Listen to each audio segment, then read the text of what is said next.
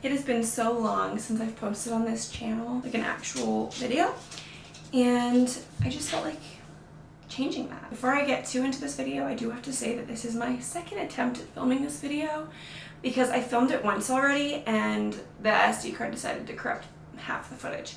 So I'm redoing it, and I'm doing it differently than I filmed it originally because I didn't really like the way I filmed it originally, and the clips that I did have, I didn't like the camera angles or really what I did. So it's kind of a blessing, I guess, so I'm redoing it now. So as you can see from the title of this video, it was recently my birthday. I just turned 26. I know that's still young, but like, this video is brought to you by my quarter life crisis.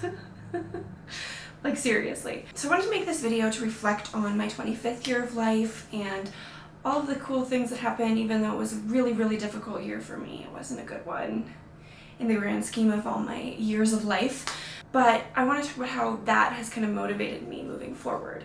We're going to talk about a few things in this video that may be triggering for some people, so let me just say them now. Chronic pain, although I'm talking more about how I've gotten that under control. Mental illness, I have bipolar disorder, and so that was a big aspect of my 25th year of life, was focusing on that and getting treatment for that. So medical trauma, dealing with gaslighting in the medical industry, things like that, death, and yeah. So it's not all going to be depressing, I promise.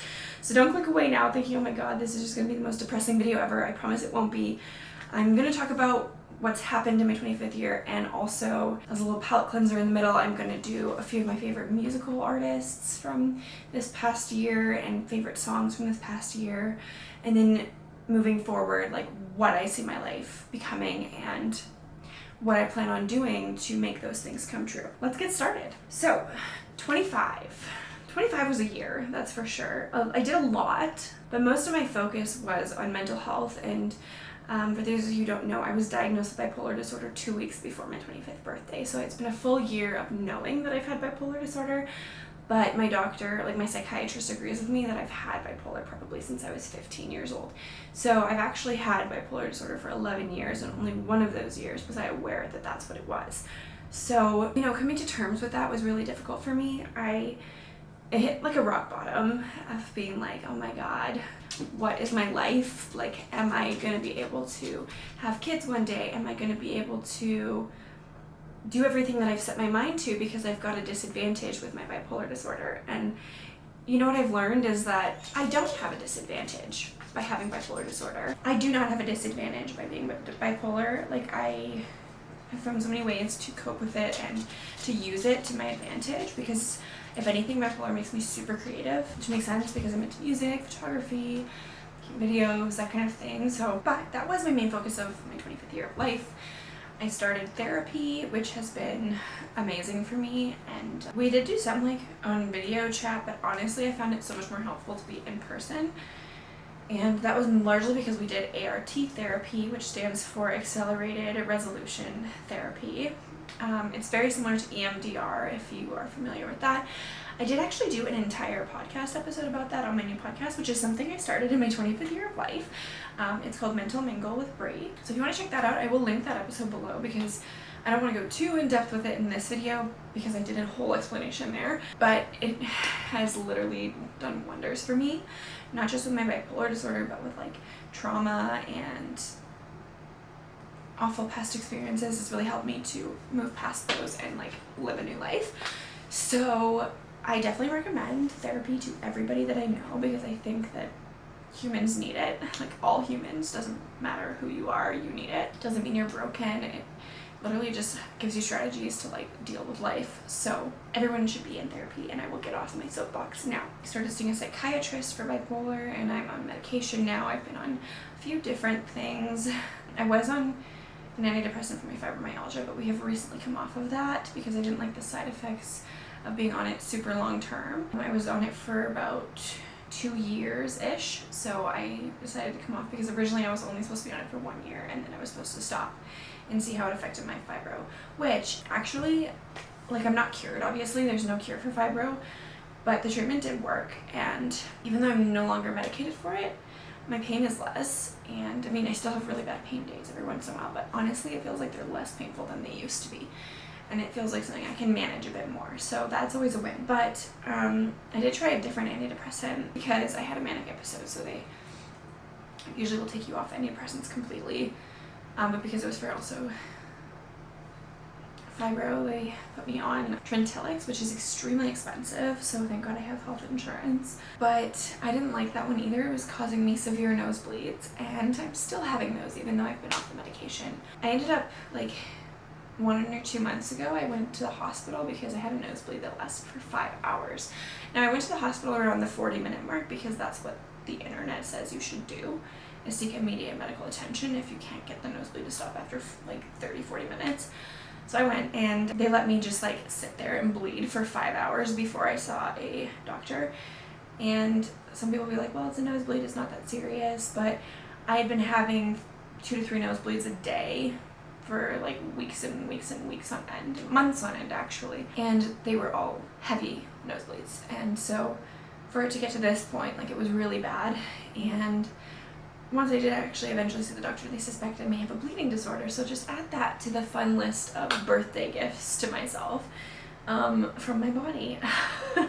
Like every year for the past 3 years, I've gotten a new medical issue on my birthday, or on or around my birthday. So that's fun. But yeah, the nosebleeds have not stopped. I still get like 1 to 2 a day, so maybe it's rare that I get 3 now, which is nice, but I'm in between doctors at the moment. So the hospital was like, oh, you probably have a bleeding disorder, so you should go see a blood specialist, but we're not going to send you to one. You need to go see your doctor. And I was like, I don't have a doctor. I'm in between doctors. I'm like, well, we can't send you to one, so you have to go see a doctor first.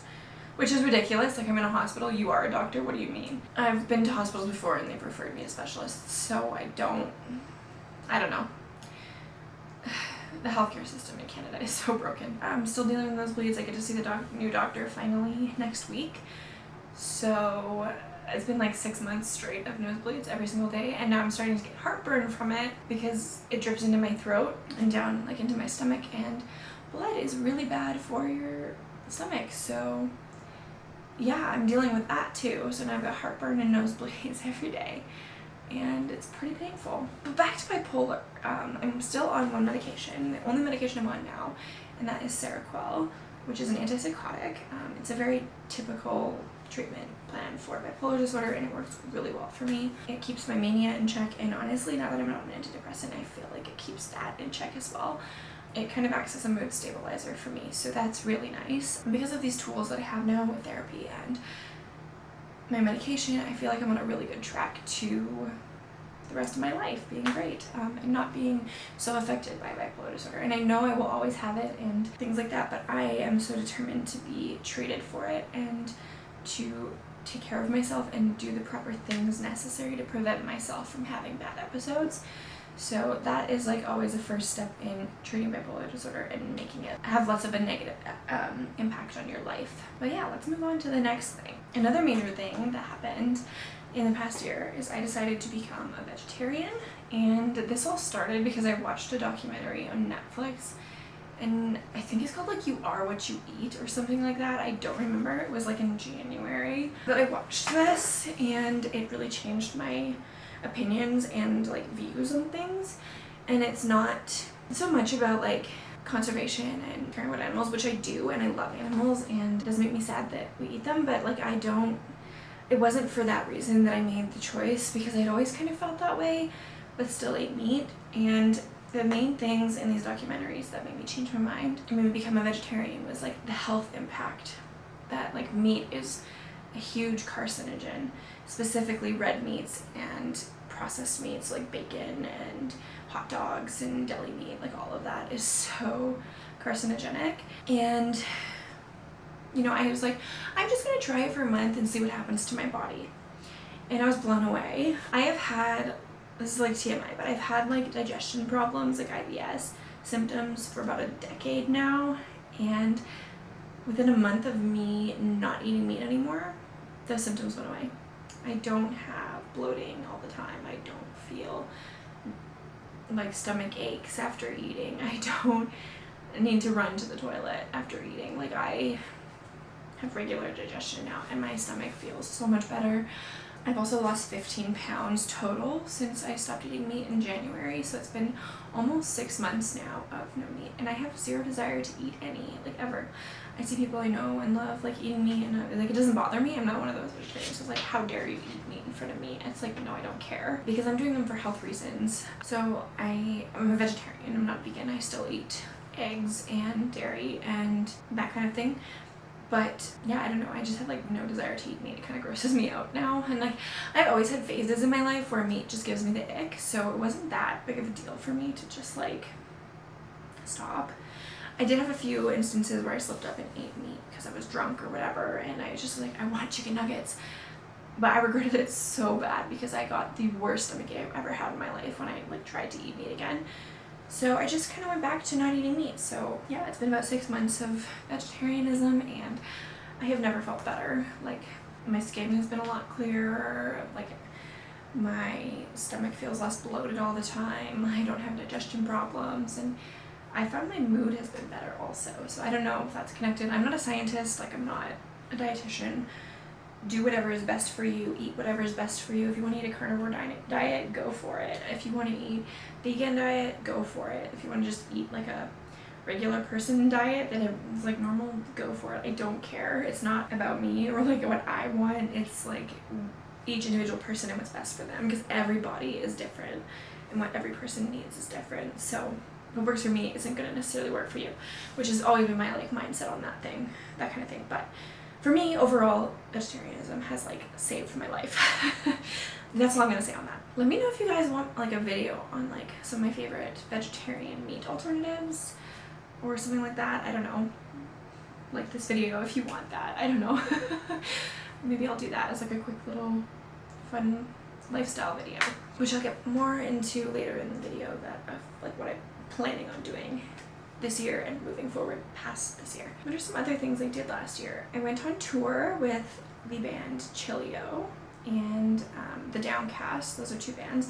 Chilio is my boyfriend Chris's band, and I am their tour photographer, and yeah, so I go to every show and take all their photos. If you see their Instagram, like all the photos you see there pretty much are mine. This tour did not go at all how it was planned due to a family emergency on Chris's side. We had to we got to Toronto and then got to the Airbnb, and we were getting ready to go to the venue for the first show of the tour, and we got a horrible phone call and had to fly all the way back to Grande Prairie, which is in northern Alberta, which is where Chris's family is from. And unfortunately, like, Chris's mom had been sick for a long time with cancer, and she passed away, and it was really traumatic and horrifying and awful. And you know, I'm not going to say much more on that because it's not, like, she's my mother-in-law, but, you know, I loved her too, and a lot, and she was an amazing woman, but it's not my story to tell, so I'm not going to tell it here. But we did end up going back and finishing up the tour because Chris knew that that was what his mom would have wanted him to do. So we flew back, and we only missed like 2 shows of the tour, I think, and we did Bracebridge, Ontario, which is in the Muskoka area. Beautiful. We went to a few waterfalls, and yeah, I took some cool photos of the forest and the flowers there. I'll put some of them in here so you guys can see them. The show was awesome. I dressed up as Wolfie at the Toronto show and Bracebridge show, which is their Chilio mascot. I'll put in a few photos of me being Wolfie here. These are by the incredible Mike James, based in Toronto. He's an incredible photographer and an amazing human. However, that night we stayed at a band's house, I think in like Hamilton, and I went up to get out of bed the next morning, and it was like a bed in the basement where it's just like the box spring and the mattress on one of those metal frames, and I stepped right on the sharp edge of the frame and impaled my foot. Like, it was deep in my heel, and so I couldn't walk for the rest of tour. So I could not take photos during the shows. I could take some like outside in the streets, like band style photos, but I wasn't able to take any photos during the show. So Mike, like, luckily, the amazing human that he is, jumped in and covered for me, and I appreciate that so much. I was very bummed, and I felt useless, and I was already emotional because of everything that had just happened, but I was very like feeling like down on myself and like useless. Like, what am I even doing here? What's the point? I can't even take photos. I'm like injured, and So I couldn't dress up as Wolfie either. Like I just had to run merch, and yeah, that felt shitty.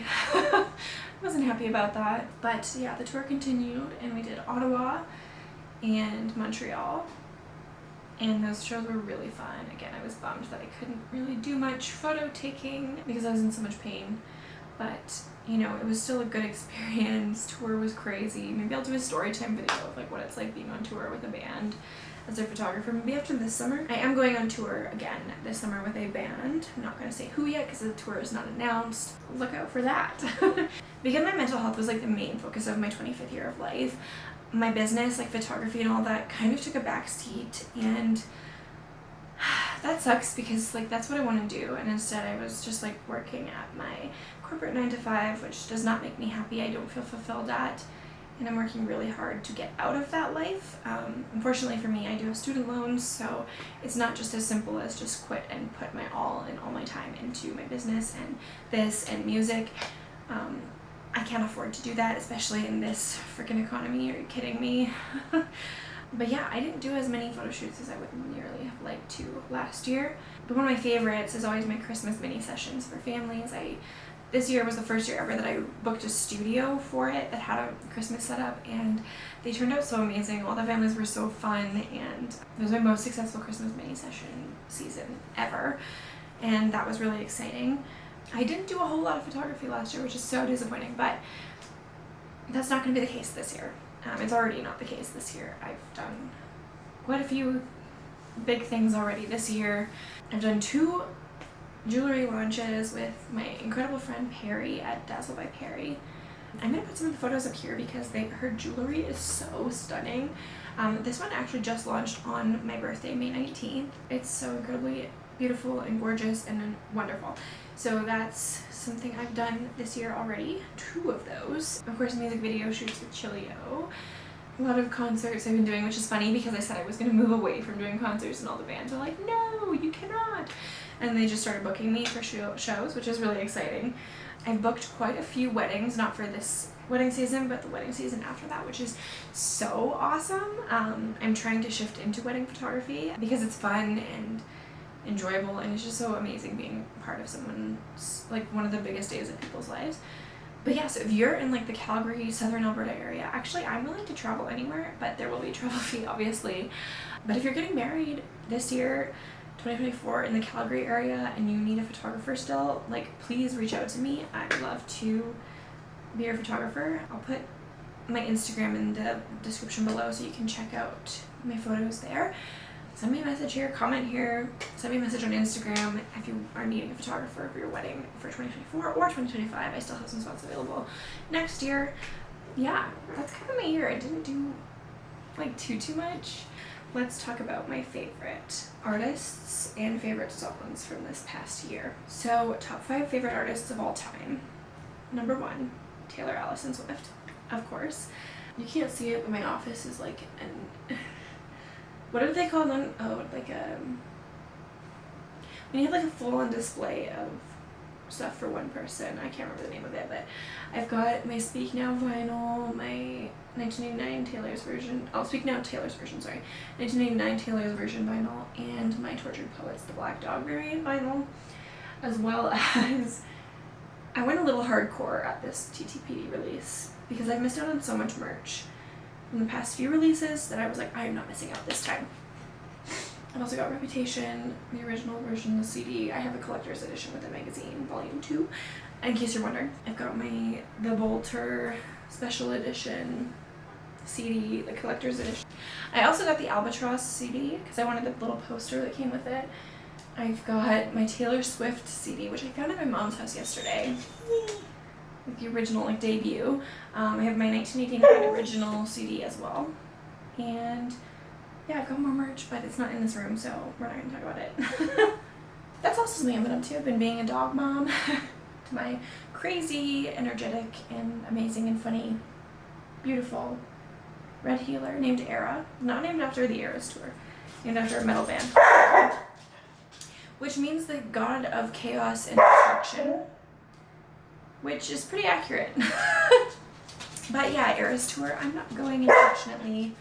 I did not survive the Great Ticket War of what was it, 2023. I tried, got waitlisted 8 times, and I've kind of just lost hope of being able to go because, yeah. The other thing getting me through it is that I did see the 1989 World Tour, and that was amazing, but yeah, I'm sadly not going to the Eras Tour unless a miracle happens at this point. Okay, that was a big tangent. So number 1, Taylor Swift. Number 2 is Dermot Kennedy. If you don't know who he is incredible. Actually, I will grab his CD right now because it's right here. This is like his first non-independent album. Let me see if I can show you guys. Without Fear. Oh, it's not even in here. Oh, it's really because it's in the car. When Chris's radio wasn't working, I can let him borrow this. Funny thing, Dermot Kennedy was actually born on the same day as Taylor Swift, and I think they're the 2 best lyricists of our time. So do with that what you will. Swifties, if you have not checked him out, please do. He is my dream collaboration for her. I think they would be incredible together singing. He's Irish and incredible. And I first discovered him when I lived in Germany, actually, because his song Power Over Me was number 1 on the radio over there. And then I was like, love it first. Listen. Number 3, I'm gonna do singers and not bands. We're gonna leave bands out of it. Number 3 at the moment is Sabrina Carpenter. I'm obsessed with her. Are you kidding me? She's so adorable and talented and funny and yeah. Espresso, are you kidding me? That song is so fucking catchy. Number 4, at the moment I'm obsessed with Gracie Abrams as well. It's funny because these are all like Eras Tour openers. Like I had never heard of them before, but now I'm just like obsessed. They're so good. I can't wait for Gracie's new album to come out in June. It's so exciting. And the song with Taylor Swift, are you kidding me?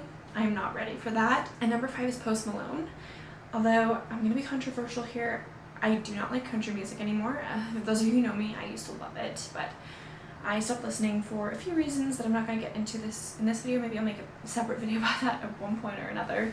I'm not excited for his country album. I'm probably not going to listen to it because I just don't agree with that, the politics of that genre. And he already worked with a very horrible person as an artist. Morgan Wallen is racist and bigoted, and he was canceled, but because it's country music they don't care, so he's still allowed to make music and have a career and all this shit. But I will not listen, I don't think, because I love Post Malone, but I do not like country music because of the politics of the genre.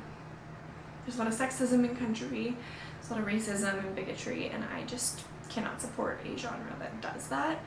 So it's really disappointing to me that Post Malone is going to put out an album that I will not listen to because he's one of my favorite artists of all time. So who knows, maybe I'll be wrong, maybe it'll be good, but I don't know. I didn't like the new song that's out. It's catchy, but it's not very, it's very like radio country, bro country, and I'm just not into it. So that's my opinion. You're allowed to have yours. It's fine, but I do not like it, and I will probably not listen to the album. So yeah, that's that.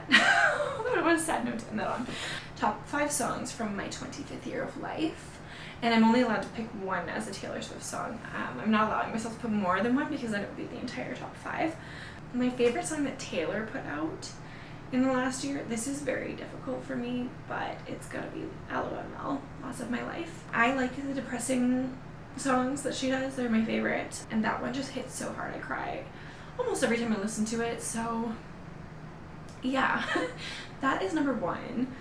Number 2, I'm just gonna say Espresso by Sabrina because it's so fun and like super catchy and good. It's just so good. Music video is incredible. The dances she does like on tour and stuff are incredible, and I love Sabrina. And number 3 is gonna be Wallflower by Chilio, and yes, I picked that song, and yes, I'm dating the lead singer of that band, but no, that's not why I picked that song. It's because that song is so relatable, it's so good, it's so catchy, and it should be bigger than it is. So if you haven't listened to Wallflower by Chilio or any of their new stuff, because they're dropping a new album, you need to go listen to it right now. I'm waiting. Click off this video, go listen, and come back. Hey, did you go? Good. Tell me your thoughts in the comments below, because it's incredible. Number 4, let me look and see like what has come out in the past year. Oh, okay. Number 4 is Love is Embarrassing by Olivia Rodrigo, because it's just fucking incredible. Absolutely amazing. Ooh, and then I would say Lucky by Dermot Kennedy. It's so beautiful. So let's get into probably my favorite part of the video and the most important part of the video, which is my plans for the future, my goals for 26 and beyond. So, and let's talk about my quarter life crisis first, because turning 26 has made me realize that I'm not where I want to be at in life. And I started panicking because, I've got friends who have got their careers figured out or are married or getting married and have kids and know what they're doing. And I'm just kind of sitting here like, what the fuck is going on? And what am I doing with my life? How did I become a slave to the government with $30,000 in debt and I can't escape? Like, what life choices did I make to get myself here? And how can I fix this? One of the big things I did, I was working 3 jobs, including my business. So one of the big things I did was I put in my notice that one of the other jobs I do is I teach German at a private school on the weekends. And so one of the things that I decided to do in this quarter life crisis is to quit that job. So I'm going to finish the school year. We only have a couple weeks left. But after that, I will not be returning. It was a hard decision to make because I do love my students and I love German and I love teaching, but I don't love it as much as I love music or photography or being creative.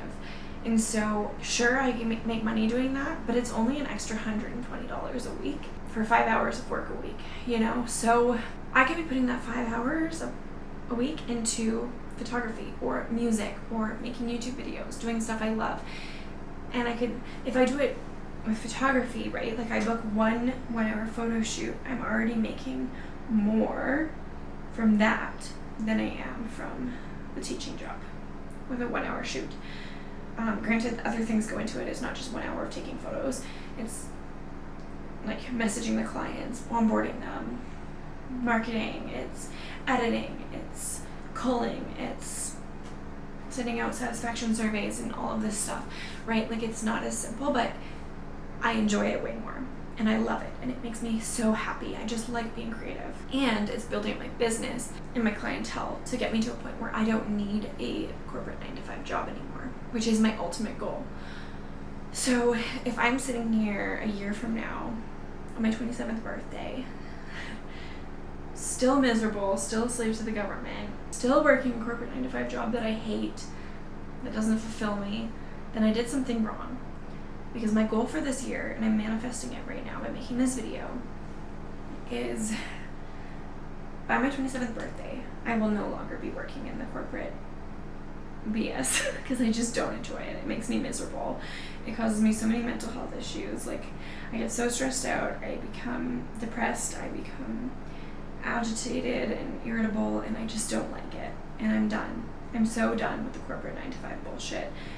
And I'm going to work my ass off in this next year to make sure that I no longer work in that industry, to make sure that all I am doing is creativity.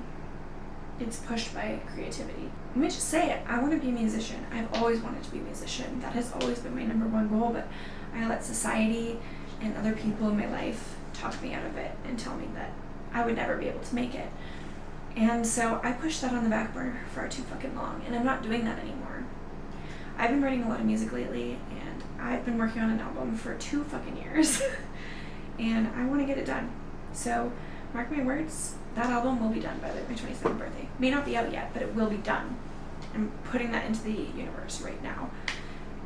My music has to become a priority for me, because that is always what I've wanted to do, and I'm done putting it on the back burner. My dog is looking at me so cute. She's so grumpy because I'm not playing with her right now. Beyond that, I am going to put an emphasis on my life and my music. I used to do country music. I'm not doing that.